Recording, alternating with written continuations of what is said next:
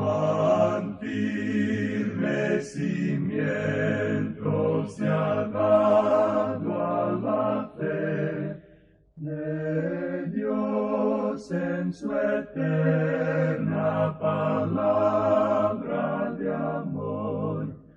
Con el propósito de compartir con usted las inmutables verdades de la palabra de Dios, presentamos A Través de la Biblia, un estudio detallado y sistemático de toda la Biblia que le ayudará a conocer lo que Dios ha revelado para nuestro provecho espiritual. Estos estudios bíblicos fueron diseñados y elaborados por el Dr. J. Vernon McGee, versado maestro de la Biblia, quien dedicó la mayor parte de su vida a la enseñanza clara y sencilla de la palabra de Dios. Acompáñenos, pues, mientras avanzamos en nuestro recorrido a través de la Biblia. Cuán firme cimiento la palabra de Dios. Es un gozo estar nuevamente con usted, amigo oyente, para traerle otro estudio de la serie A Través de la Biblia. Continuamos hoy, amigo oyente, nuestro estudio del Evangelio según San Marcos. En nuestro programa anterior finalizamos con la lectura de los versículos 32 al 34 de este primer capítulo de Marcos. Y decíamos que Marcos estaba haciendo precisamente la misma cosa que hizo Mateo. Nos hace notar que nos está informando de muy pocos casos entre todas las sanidades de Jesús.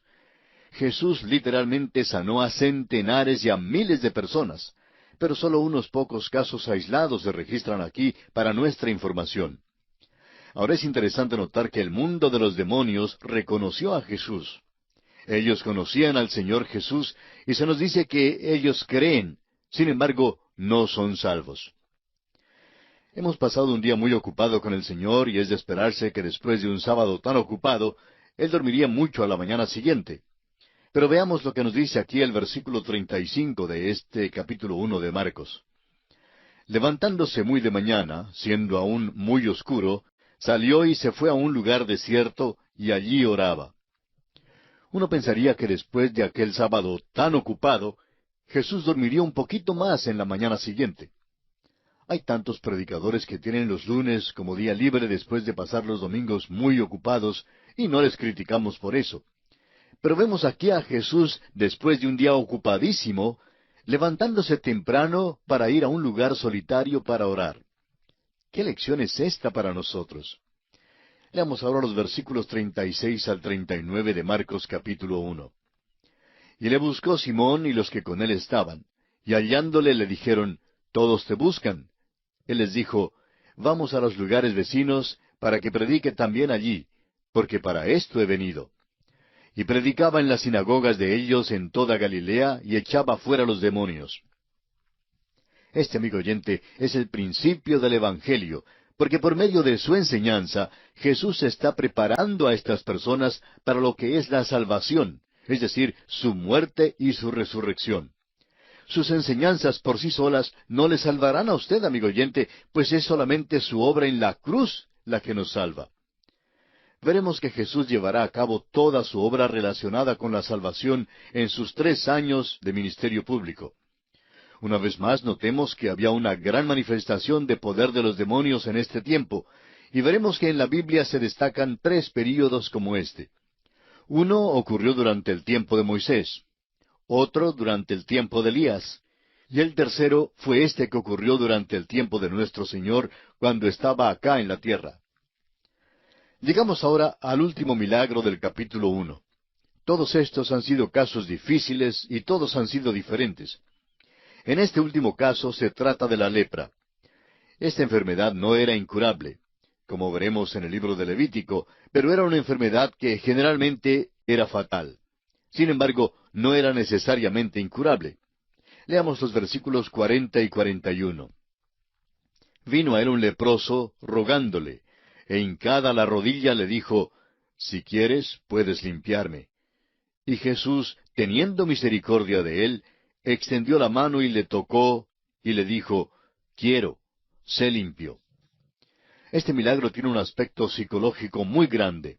No se toca a un leproso. A este hombre no lo habían tocado por muchos años. Tampoco él había tocado a otra persona. Nos imaginamos que los miembros de su familia le traían la comida y la bebida, la dejaban, y por fin, después que ellos se iban, era cuando él salía para comerla. Probablemente él podría haberles hecho señas, pero nunca pudo acercárseles, ni abrazarlos, ni tocarles. Pero ahora vemos que el Señor Jesús toca a este hombre. Es más, lo limpia. Leamos ahora los versículos 42 al 44 de este primer capítulo de Marcos. Y así que él hubo hablado, al instante la lepra se fue de aquél y quedó limpio. Entonces le encargó rigurosamente y le despidió luego. Y le dijo, mira, no digas a nadie nada, sino ve, muéstrate al sacerdote, y ofrece por tu purificación lo que Moisés mandó para testimonio a ellos. La limpieza del leproso tenía que seguir cierto rito mosaico, y nuestro Señor nunca violó la ley mosaica. Veamos el versículo 45. Pero oído él, comenzó a publicarlo mucho y a divulgar el hecho, de manera que ya Jesús no podía entrar abiertamente en la ciudad, sino que se quedaba fuera en los lugares desiertos, y venían a él de todas partes. Este hombre, en lugar de callarse en cuanto a su curación, salió y la publicó. Cuando usted quiere que todo el mundo sepa algo, lo publica, lo anuncia en el diario o en la radio. Bueno, eso es lo que hizo este hombre. Divulgar lleva el sentido de prenderle fuego a algo como por ejemplo a un bosque. Amigo oyente, si usted tiene dificultades en que sus vecinos le escuchen, simplemente préndale fuego a su casa. Le aseguramos que todo el vecindario llegará. Bueno, eso es en cierto sentido exactamente lo que sucedió aquí. El doctor J. Vernon McGee, autor de estos estudios bíblicos, relata el siguiente incidente. Decía él que en cierta ocasión estaba teniendo servicios especiales en una iglesia bautista, y en una conversación le dijo casualmente al predicador, si quiere que vengan muchos esta semana, préndale fuego a la iglesia. ¿Y sabe usted lo que pasó? Decía él. Mientras estaba predicando un domingo en la noche, un hombre se levantó y miró hacia el departamento de la escuela dominical, y volvió y me empujó a un lado y anunció, hermanos, hay un incendio acá en la iglesia. Advirtió a todos los presentes a salir en fila en orden, y a esa hora comenzaron a escuchar las sirenas de los bomberos. Agregaba el doctor McGee que hubo una buena asistencia toda aquella semana. El anuncio de los servicios especiales había estado en las páginas de atrás del diario, pero el diario del lunes en su portada informó que había habido un incendio en la primera iglesia bautista, pero que los servicios siempre se celebrarían. Por tanto, fueron muchos los que asistieron durante toda la semana. Por eso, decía el doctor McGee, recomiendo a cada predicador que piensa tener servicios especiales que le prenda fuego a la iglesia. Por supuesto que lo que decimos en cuanto a esto es en sentido del fuego espiritual, que es el que realmente necesitan nuestras iglesias. Esta es pues una buena manera de conseguir una buena asistencia. Eso es lo que hizo este individuo al ser sanado. Sin embargo, desobedeció al Señor. Un predicador dijo en cierta ocasión, predicando sobre esta sección del Evangelio según San Marcos, que el Señor dijo a este hombre que no dijera nada a nadie en cuanto a su curación. Sin embargo, él la divulgó a todos. Por otra parte, a nosotros se nos manda a publicar el mensaje de vida a todos, pero nosotros no le decimos nada a nadie. Y esto es verdad, amigo oyente. La desobediencia de este hombre nos parece algo mucho mejor que nuestra desobediencia hoy en día. Nosotros debemos publicar las buenas nuevas a todos. Sin embargo, permanecemos callados. Y esto nos trae a la conclusión de este primer capítulo del Evangelio según San Marcos. Hemos visto que nuestro Señor estuvo verdaderamente ocupado. Y entramos ahora al capítulo 2. En este capítulo, Jesús sana a un paralítico que fue bajado por el techo. Llama a Leví y cena con él. También cuenta la parábola de los vestidos viejos y nuevos y de los odres. Y finalmente, proclama ser Señor del día del reposo. El capítulo 2 es otro capítulo lleno de acción. Realmente es una continuación del capítulo 1. Hay algo como un cemento que une de una manera muy estrecha a estos dos capítulos. Leamos entonces el primer versículo de este capítulo 2 del Evangelio según San Marcos. Entró Jesús otra vez en Capernaum después de algunos días, y se oyó que estaba en casa. Vemos que entró en Capernaum después de algunos días. Creo que mencionamos antes que había cambiado su centro de operaciones desde su pueblo natal de Nazaret a Capernaum. Hasta donde sabemos, Capernaum fue como el centro de operaciones durante los 3 años del ministerio terrenal de nuestro Señor. Vimos también anteriormente que Jesús tuvo que retirarse a lugares apartados porque el leproso que había sido sanado por Jesús no obedeció lo que le rogó que hiciera, y había salido a publicar su sanidad a todo el mundo. Luego, las multitudes siguieron al Señor e impedían que hiciera su trabajo. Esta era una de las múltiples razones por las que el Señor Jesús no vino como un fabricante de milagros. Él no quería que le caracterizaran solo por los milagros que hacía. Por eso no quería que este hombre ni otros contaran nada en cuanto a sus milagros. Jesús había venido para tener un ministerio espiritual. Había venido para morir en la cruz por los pecados del mundo. Este tipo de publicidad obscurece el Evangelio. Francamente, y deseamos ser francos y sinceros, una de las razones por las cuales nos oponemos tan abiertamente hoy en día a estos que ponen tanto énfasis en la sanidad divina o en el hablar en lenguas, aun si estos fueran dones para la edad en que vivimos, es porque así empieza la construcción de la casa por el tejado. Alguien dirá, bueno, fulano de tal predica el Evangelio así como usted lo predica, y sana y habla en lenguas también. Bueno, eso puede ser verdad, pero ¿se conoce a este predicador por su predicación del Evangelio? ¿Es por su prédica que asiste la gente a las reuniones? ¿Asisten para escuchar el Evangelio que los puede salvar? ¿O ponen su énfasis sobre la sanidad o sobre otras experiencias? Creemos que hoy en día es menester agudizar todo esto a un punto muy fino. Nuestro trabajo es principalmente predicar el Evangelio. Vemos aquí en este Evangelio de Marcos que nuestro Señor fue estorbado por causa de la sensación que se creó en cuanto al leproso, y que por eso salió de Capernaum por un tiempo. Ahora no sabemos por cuánto tiempo, pero luego regresó. Cuando volvió, dice este primer versículo de Marcos capítulo 2, que se oyó que él estaba en casa. Ahora, ¿en casa de quién? La casa aquí se refiere a la casa que es mencionada en el primer capítulo de este Evangelio. En el capítulo 1, versículo 29, dice que después que él había estado en la sinagoga aquella mañana, entraron en la casa de Simón y Andrés.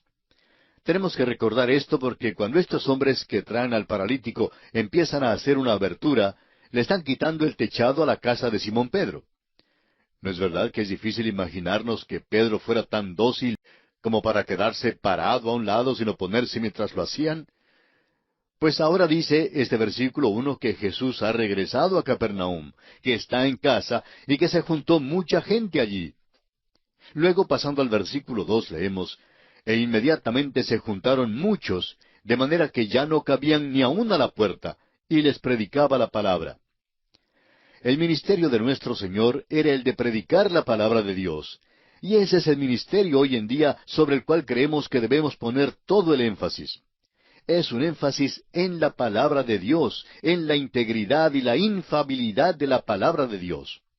La oración que yo hago para mí mismo con respecto a esto es, oh Dios, dame más confianza en tu palabra. Vemos lo que la palabra está haciendo hoy en día en los corazones y en las vidas, y yo sé lo que ha hecho por mí. Como resultado, debo tener aún más confianza que la que tengo. Sin embargo, a veces nos preguntamos si la palabra tendrá alguna influencia en algún corazón o vida. Debemos confesar que no tenemos la fe que debiéramos tener. Debemos recordar que esta es la palabra de Dios y que nunca volverá a Él vacía, como dice Isaías 55:11, donde leemos, así será mi palabra que sale de mi boca. No volverá a mí vacía, sino que hará lo que yo quiero y será prosperada en aquello para que la envíe. Por eso nos regocijamos en leer aquí que nuestro Señor les predicó la palabra. Ahora nuestra atención se dirige a otro grupo de personas. Es una pequeña delegación de 5 hombres que está llegando por el camino polvoriento a Capernaum. Leamos los versículos 3 y 4 de este capítulo 2 del Evangelio de Marcos, que dicen, entonces vinieron a él unos trayendo un paralítico que era cargado por 4. Y como no podían acercarse a él a causa de la multitud, descubrieron el techo de donde estaba, y haciendo una abertura, bajaron el lecho en que yacía el paralítico. Nuestra atención se dirige ahora a este grupito de 5 hombres, y así es como se ven. Un hombre que es paralítico es digno de nuestra compasión. no pudo haber llegado allí solo porque estaba acostado en una camilla. Los otros 4 estaban apostados en las extremidades de la camilla, y así vienen. No pueden entrar por la multitud que se ha juntado allí. En realidad, son tantos que llenan las puertas y las ventanas. Ahora hemos notado que en la obra de la Iglesia hoy en día, una cosa que se practica con mucha regularidad es el de nombrar comités. El comité es la cosa en la cual el pastor de una iglesia depende. La obra de la Iglesia se hace mayormente por los comités de varias organizaciones. Alguien ha dicho que un comité está integrado por los que escriben actas y pierden horas. Son individuos que se reúnen, individualmente no pueden hacer nada, pero juntos pueden decidir que no hay nada que se pueda hacer. Y eso generalmente es lo que deciden. Creemos que este grupito tuvo sus comités. Había el comité de la puerta. El que llegó a la puerta miró por todos lados y luego regresó para decir, no se puede entrar por la puerta. Luego vino el comité de las ventanas. El que llegó a las ventanas y después de mirar, regresó para informar, no podemos entrar por la ventana.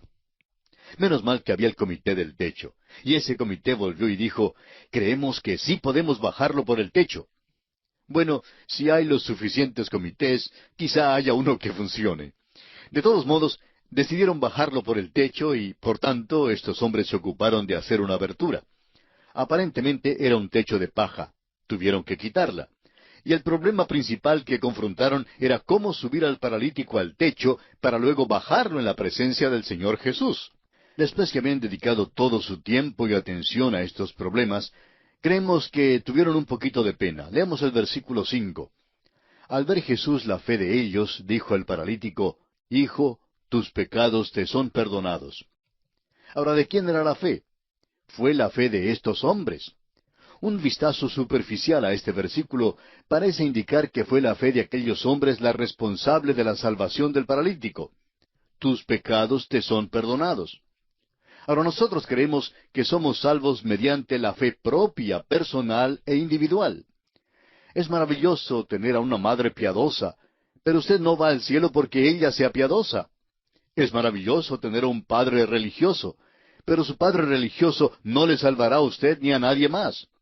Solo el Padre Divino puede lograr su salvación. Usted mismo tendrá que ejercer la fe. Usted es quien tiene que creer. Y estamos seguros que esto es verdad también hoy en día.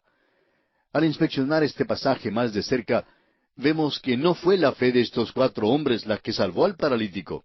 Fue la fe de estos hombres la que lo trajo al lugar donde podía escuchar y recibir individual y personalmente al Señor Jesús.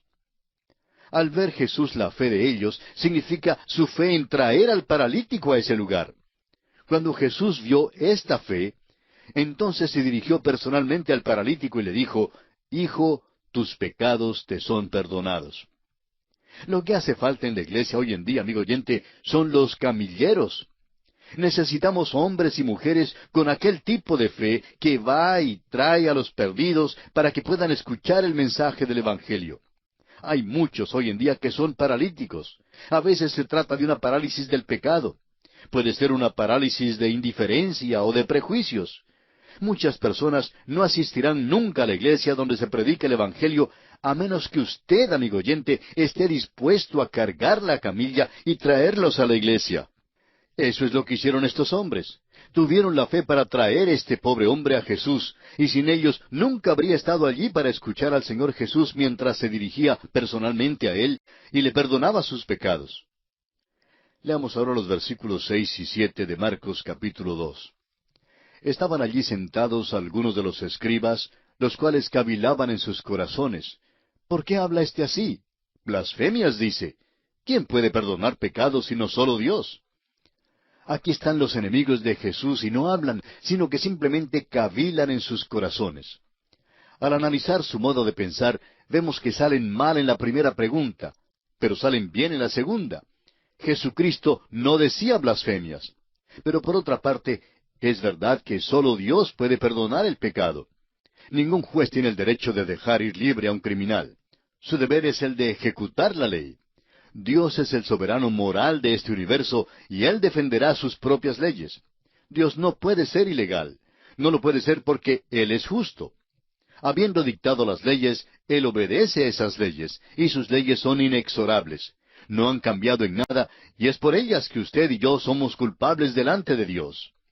Necesitamos el perdón de nuestros pecados, y Él está dispuesto a perdonar.